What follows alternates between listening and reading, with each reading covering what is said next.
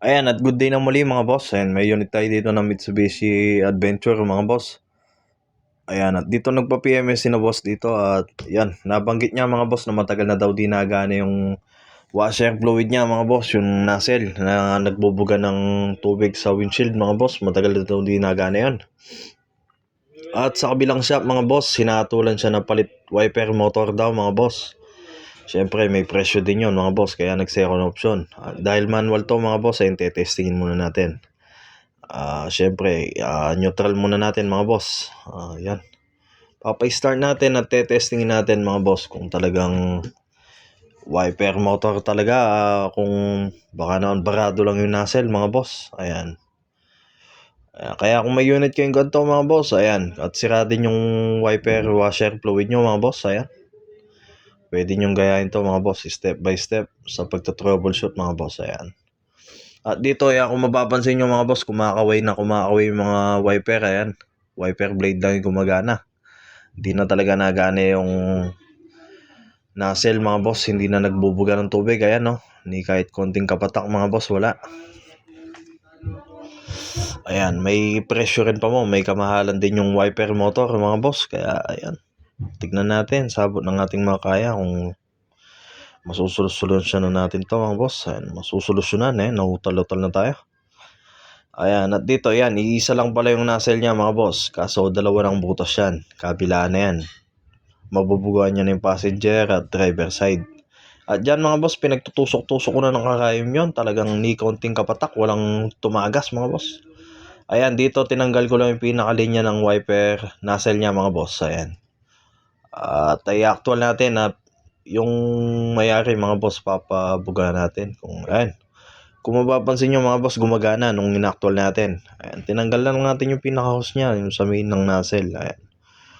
Kung makikita nyo, lakas. Ibig sabihin nun mga boss, gumagana yung wiper motor. Ayan. Nandito yung mga boss. Ayan, pinakasira yan sa loob.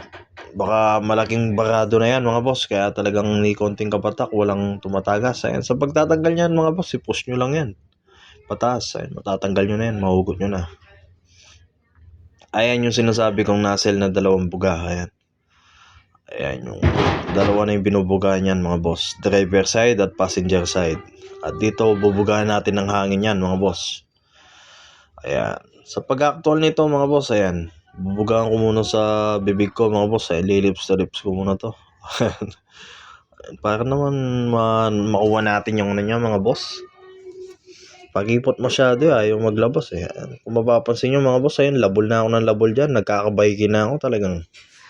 Walang lumalabas na hangin sa kabilaan mga boss. Kaya nung nagsawa na ako sa kakalabol mga boss, ayan.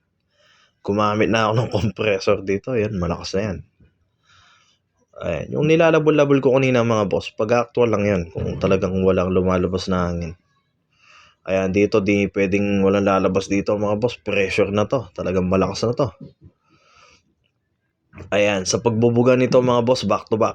Hanggang sa matanggal yung balikubak sa loob mga boss. Ayan. Bugaan nyo yan, back to back. Dalawang butas. Kasi malamang sa katagalan mga boss, may nagbaga na dyan. Ayan. Nung nabugaan ko na mga boss, sinaktual ko rin yan. Nilalabol-labol ko. Talagang, yun, may lumalabas ng hangin mga boss, back to back. Side by side. Ayan, ayun si Sir. At papa-actual muna natin, syempre, bago natin install yung pinaka-nozzle. I-actual natin yan mga boss. Ayan. Para naman makita nyo kung paano mag-troubleshoot nito mga boss. Ayan. Madali lang naman tong procedure na to mga boss. Kayang-kaya nyo to. Sa mga nagdi-DIY dyan mga boss. Ayan. Pwede nyo gayahin to. Huwag mo na kayong bibili-bili nung kung ano-ano mga boss. Lalo na yung wiper motor. May presyo din yan. Ayan, sa pag-actual mga boss, ayan, isalpak nyo lang yung pinaka-linya ng hose. Ayan, kung mapapansin nyo, ang lakas, di ba? Ayun, inulit pa nga. Di ba? Dapat ganyan yung buga niyan mga boss. Hindi yung ni konting kapatak, walang lumalabas. Malagi na pala yung nagbara dito mga boss, kaya kahit tusok-tusukin natin kaninang karayom, walang lumalabas. Yung iba naman dito mga boss, kadalasan tinutusok lang namin. Kaso ito, talagang kahit tusukin ko yung ayaw lumabas ng kulangot. Ayan. Kaya yun, hangin yung nagpatanggal. Ayan, sa pag-install mga boss, may guide dyan. Ayan. Kailangan yung kunya mga boss, nakatutok sa kutil. Ipasok nyo lang sa pinaka niya mga boss, pinaka guide. Ganun lang magsalpak ng nozzle. Siyempre, huwag nyo kakalimutan yung hose. Kasi kahit nakasalpak yun, kung di nyo naman nilagay yung hose, lalabas na tubig dyan mga boss.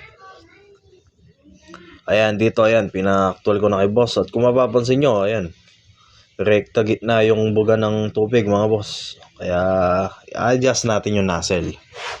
Masyadong mababa yung buga ng tubig mga boss. Ayan, di pwede yun. Ayan yung pinagtutusok-tusok ko kanina, pinatilos ko palalo. Ayan. Ayan, kung mag-actual kayo, ayan, pwede nyong i-adjust yan mga boss. Kasi ano naman yan, universal yan, umiikot-ikot yan. Pwedeng side by side, upside down, backside down. Ayan, yan mga boss.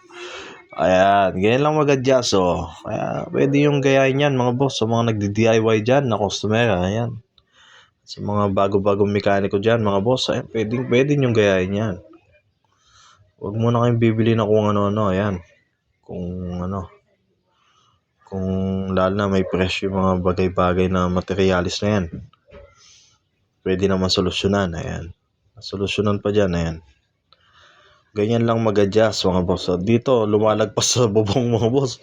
Wala kasing wiper yung bubong, kaya baka walang magano doon sa tubig. Lumagpas sa bubong. Pati bubong na napipisigan na ng tubig. Ayan, dito mga boss, ayan. Pag nakuha nyo na yung tamang dyan mga boss, tamang timing ng tubig, all goods na yan. Ayan, ganyan lang yan mga boss, kayang-kaya nyo yan. Para makatipid din kayo at matututo pa kayo pag ginaya nyo yan. Ginagawa-gawa nyo yung sasakyan nyo. Ayan. Ganyan lang di ba? Ha? Ha? Ayan. Adjust na kayo dyan mga boss hanggang sa makuha nyo yung tamang timpla. Ayan. Kailangan may kasama ka sa loob para tagabuga ng tubig mga boss para may adjust mo. Ayan, nung nakuha na natin yung tamang adjust mga boss, all goods na.